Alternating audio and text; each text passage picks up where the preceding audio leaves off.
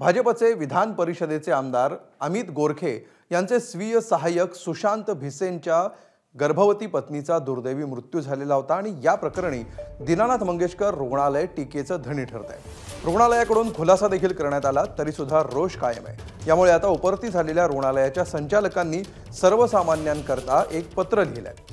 तसंच दीनानाथ रुग्णालयाच्या इमर्जन्सीमधील कुठल्याही रुग्णाकडून आजपासून अनामत रक्कम घेणार नाही असा ठरावही केल्याची माहिती दिली आहे। या निर्णयामुळे गेल्या 2 दिवसांपासून रुग्णालयावर होणाऱ्या चौफेर टीकेची धार आता काहीशी बोथट होण्याची शक्यता आहे।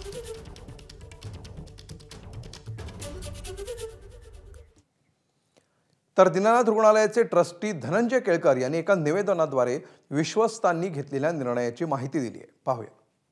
तर विश्वस्तांचा निर्णय नेमका काय सांगतो आपण बघूया। कालचा दिवस दीनानाथ मंगेशकर रुग्णालयाच्या इतिहासातले अत्यंत काळा आणि सुन्न करणारा दिवस आहे। इमर्जन्सी रुग्ण प्रसूतीसाठी येणाऱ्या रुग्णांकडून डिपॉझिट घेणार नाही। घेतलेल्या निर्णयाची आजपासूनच अंमलबजावणी करण्यात येईल। दुर्दैवी घटना आहे। मृत्यूमागे रुग्णालयाचा संबंध जोडणं चुकीचं आहे।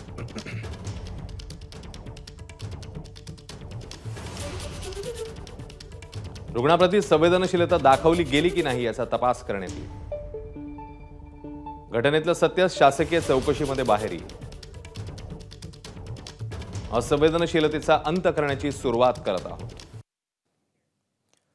तर पुण्यातील दीनानाथ मंगेशकर रुग्णालयाविरोधात सध्या जनमानसामध्ये संतापाची लाट उसळलेली आहे आणि अशातच काही अतिउत्साही कार्यकर्त्यांनी काल रुग्णालयाबाहेर दीनानाथ मंगेशकर फलकाला काळं फासलं। यामुळे रुग्णालयाविरोधात आंदोलन करताना लता मंगेशकरांच्या नावाला काळं का फासलं असा सवाल विचारण्यात येतोय।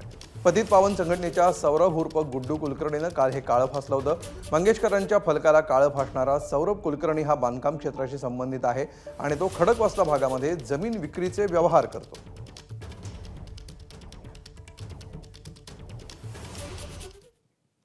तर या आंदोलनामध्ये लता मंगेशकर आणि दीनानाथ मंगेशकरांच्या नावाला काळं फासल्याचा ग्लोबल पुलोत्सव संयोजक वीरेंद्र चित्राव यांनी विरोध केलाय। तुम्ही जरूर निषेध करा, तो तुमचा अधिकार आहे, मौलिक अधिकार आहे। या केसच्या खऱ्या खोट्यामध्ये जाण्याचा मला हक्क नाही, परंतु लता मंगेशकरांचं नाव वगळून तुम्हाला काळं इतर ठिकाणी बोर्डला लावता आलं असतं।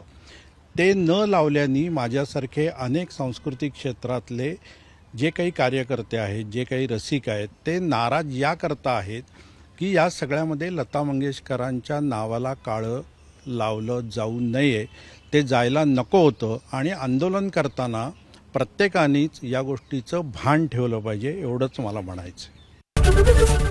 एबीपी माझा, उघडा डोळे बघा नीट।